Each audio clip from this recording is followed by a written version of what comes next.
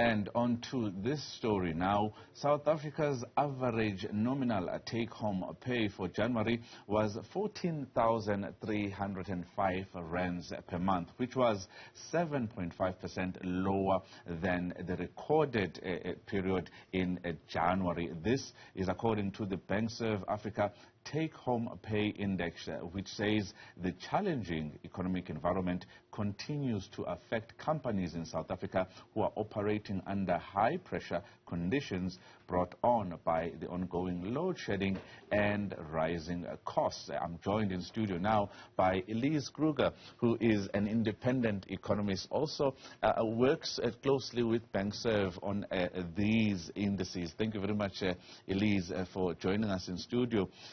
This is nothing new in South Africa, particularly when we see the inflation and the interest rates rising and the high cost of living in general. But 7.5% in nominal take-home pay, it's huge. It shows just how much of a financial strain South African consumers are actually taking. Yes, indeed. It shows two things. On the one side, it shows you how much pressure there is in general in the economy. Companies struggling to make profit, margins under pressure, added costs, let alone talking about load shedding and how different potential solutions like solar and so on adds to the cost, generator costs. So you've got companies under pressure, unable to up salaries significantly, and then you've got the salary earner that's got 7.5% less in their pockets compared to a year ago, with inflation still quite high. So you've got businesses under pressure, and you've got salary earners under pressure. So it's quite a difficult environment that we're currently experiencing in South Africa.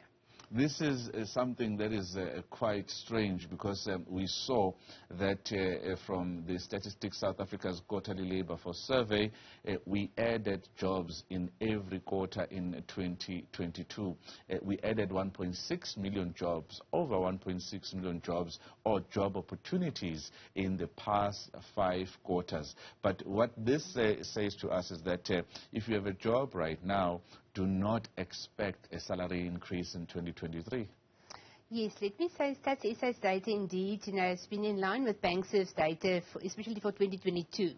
So the data point we're looking at now is January, so that's already an early indication for 2023. But yes, what we have seen in the BankServ data specifically last year is more job opportunities, more salaries paid into the bank accounts of South Africans, but a lesser take-home pay. So what that told us, looking at the detail of the numbers, are that most of the jobs created, a lot of that, has been in the lower income category. So if you add the jobs, you end up with a lower average salary.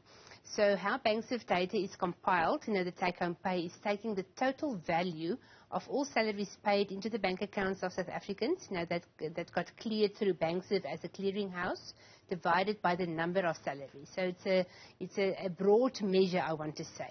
So despite the fact that more people got salaries, the average salary came down, and that talks to the fact that it's been in the lower income categories. And yes, but I would still say a job is better than no job. So even if your salary that you receive is not necessarily higher from month to month or compared to a year ago, you still earn a salary compared to the number of unemployed people that would like to work and not have the opportunity. And it's quite important to also note that when it comes to pensions, the pension contributions, you're also seeing that that has flattened. Instead of growing, that has actually flattened. Obviously, it means if your take-home pay is lower, you are not going to be contributing according to inflation every year. And that's what the BankservAfrica Private Pensions Index has shown.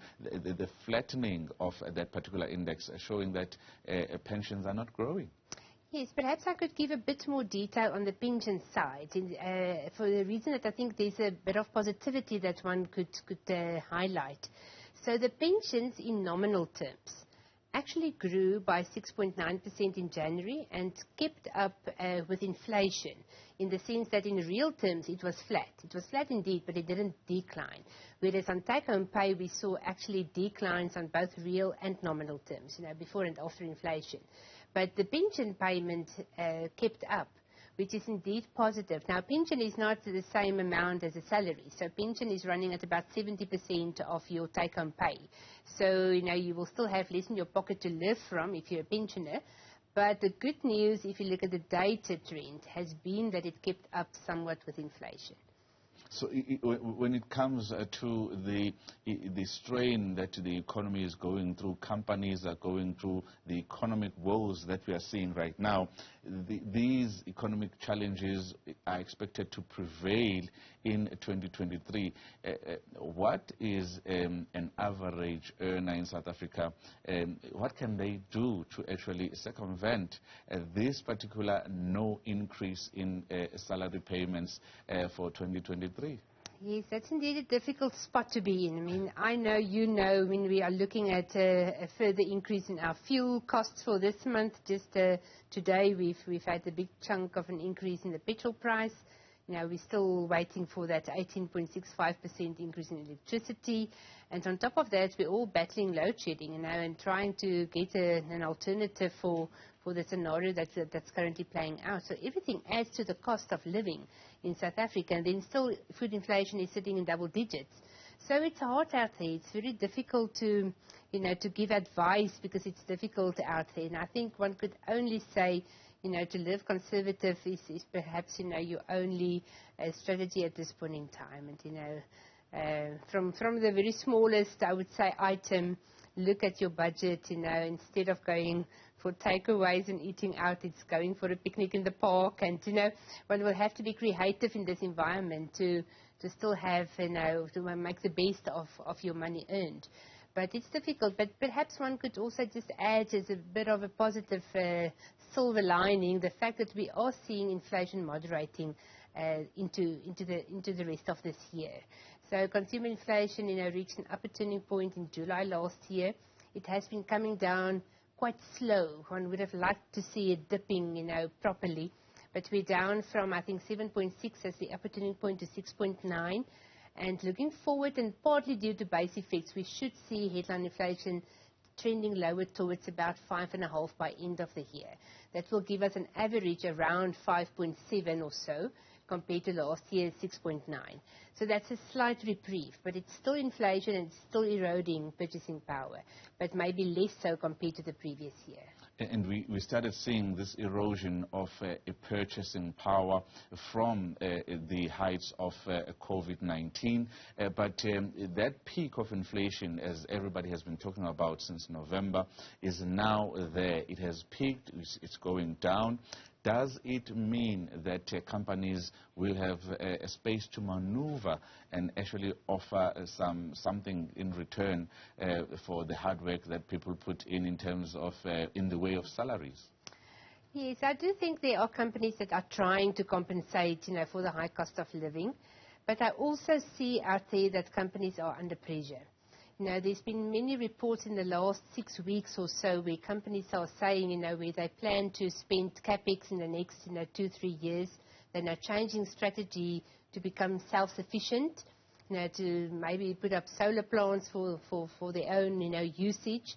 And that type of redirection of capital from expansion to self-sufficiency is not a great scenario, for employment on the one side and for salary increase on the other side.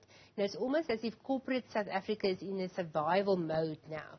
There's so many headwinds. They try to keep doors open. They try to keep the employment numbers stable.